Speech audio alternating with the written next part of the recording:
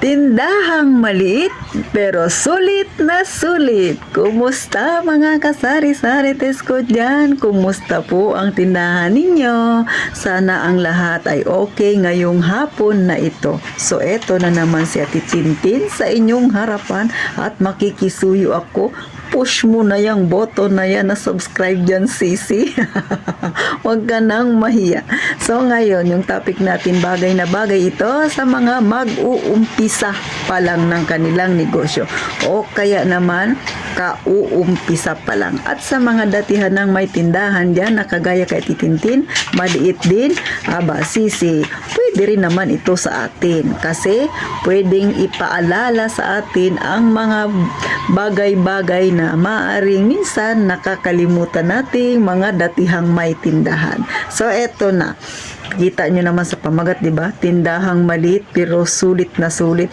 Kasi pag may tindahan ka, hindi ibig sabihin pag maliit ang tindahan mo, hindi ka na kumpleto. Magiging sulit na sulit ang tindahan mo kung magiging sulit na sulit ang tindahan mo kung kahit maliit yan, kumpleto ka naman, sisi. Si Ate Tintin ganon.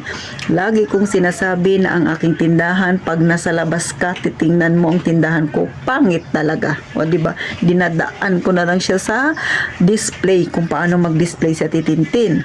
At syempre pa, nakikita nyo naman, medyo marami na siyang laman. Medyo puno na siya. Pero nakukulangan pa rin ang Ate Tintin ninyo.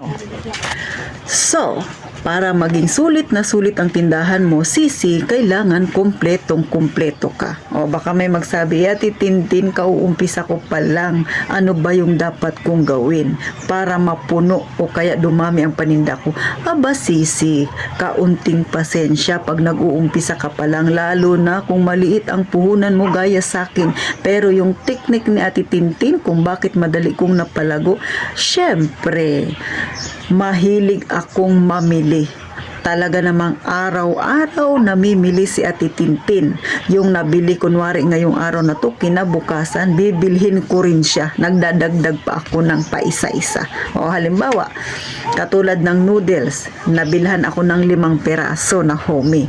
So, kinabukasan, bibili ako ng homie na 7. Diba? Yan yung style na Titintin. Nagdadagdag ako paunti-unti. Kasi nga, syempre, kailangan maging masipag ka sa pamimili. Kunwari, ngayong araw na to, sa buong maghapon na yan, kinabukasan, yung napagbentahan ko, binibili ko siya ulit ng paninda. Hindi ko muna ginagalaw yung pera ng tindahan ko. Mga 1 o 2 buwan, pwede mo lang, huwag mo munang gagalawin, pero pag tingin mo, okay naman na, medyo dumadami ng tindahan mo, at sa tingin mo magiging stable na talagang tindahan mo, saka ka na pumitas, diba? Pero kurot lang, ganun mga kasari. Kasi nga, syempre nag-uumpisa ka pa lang, pag kinunan mo ng kinunan yan, paano mo mapapalago yung iyong paninda? So, si Ate Tintin ganyan ang style. Pero talaga, isa sa dahilan kung bakit naging madaling lumago yung tindahan ko, dahil mahilig ako at masipag akong mamili. Ganun mga kasari. At syempre pa, kahit nasabihin natin yung paninda na yun, hindi ganun kabenta. Ang ginagawa ni Ate Tintin, bumibili pa rin ako. Pero, pa isa-isa o pa dalawa-dalawa lang. Mga kasari. Bakit? Kasi may maghahanap pa rin yan na customer para pag naghanap siya, meron pa rin akong maibenta. So, kahit maliit ang aking tindahan, sulit na sulit yan. Diba mga kasari? So, ganun po ang style ni Ate Tintin, mga kasari. Dahilan kung bakit mas madali kong napalago maliban pa sa mahilig magre-repack si Ate Tintin.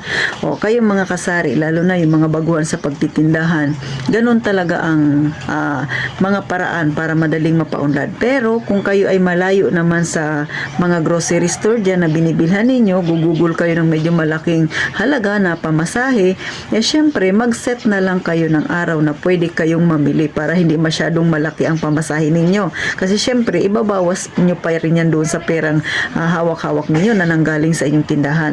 Pero ako kasi, mga kasari, kaya ako masipag mamili kasi meron naman akong single na motor. So yung motor ko, punuan yan lagi, mga kasari. Hindi ko nararanasan na mag-commute ako or sumakay ako ng tricycle kasi dito sa amin, number 1 na sinasakyan namin mga malalapit lang yung nakakapasok sa mga kanto-kanto ay yung tricycle. So, hindi ako namimili pag sumasakay ako sa tricycle kasi medyo mahal ang bayad. Sa isang tao ay 12 pesos. Pero ako, binabayad ko pag kunwari, wala akong dalang motor, hinihiram ng anak ko yung motor ko. So, 15 pesos yung binabayad ko, mga kasari. So, kung ikukumpara mo yung 15 pesos sa nagmotor ka, mas makakatipid ka kung may sarili kang sasakyan. Kung katulad sa akin. Pero kung kagaya ninyo na medyo malayo nga kayo sa grocery store, mag-set na lang ng araw na pwede kang mamili para hindi ka lugi sa pamasahe. Kumbaga, isahang bilihan na lang, mga kasari. So, isa rin sa dahilan bakit kailangan maging sulit ang paninda mo, mga kasari. Kasi si customer, pag bibili yan sa'yo, lahatan yan. Ngayon, kung may mga paninda ka na pagbibili niya, wala ka, syempre, lilipat yan doon sa ibang tindahan. Ngayon, si customer mo, pag laging ganyan ang nararanasan niya sa tindahan mo, minsan, hindi na yan sa iyo dadaan pagbibili, didiretso yan sa kabilang tindahan. Bakit? Kasi isipin niya, kulang-kulang na naman yung tindahan na yan. O, diba, mga kasari? Totoo yan. Kasi, naranasan ko yan sa iba kong mga customer, lalo na nung nag-uumpisa pa lang ako. Syempre, medyo kapa-kapa pa ng kaunti.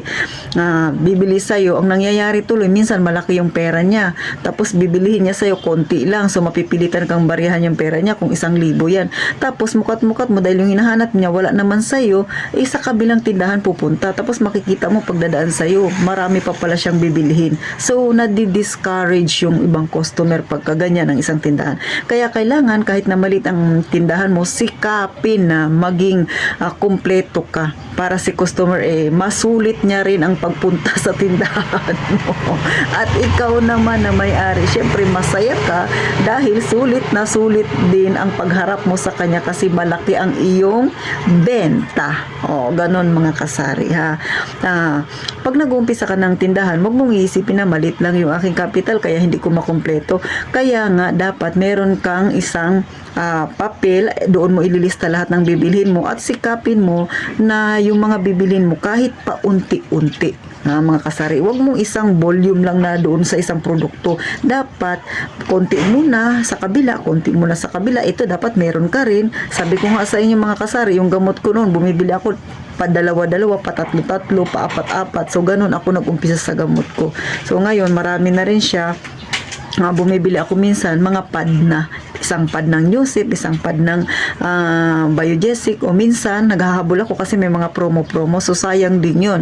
Sa mga gamot ay may mga promo na yan, mga 6+1, 6+2, 7+2, 7+3, so may mga ganyan na ngayon na mga over the counter na gamot. So malaking tulong yan, sisi, kasi isa pa yan sa makakadagdag ng iyong benta o kaya magiging puhunan, o di ba, wala ka namang ginastos doon pero dahil may plus siya, o di ba, malaki ang kikitain mo, mga kasari. So, paano? Sana may natutunan ka kay Ate Tintin kung paanong ang tindahan mong maliit maging sulit na sulit. Isa yan sa pamamaraan para si customer mo maging satisfied kapag siya ay bumibili sa iyong tindahan.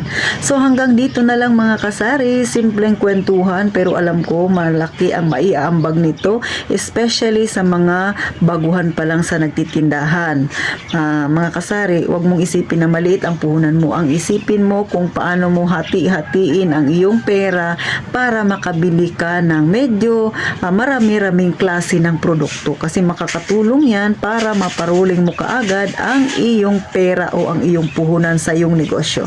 So paano, mga kasari? Mag-iingat tayong lahat palagi, mga kasari.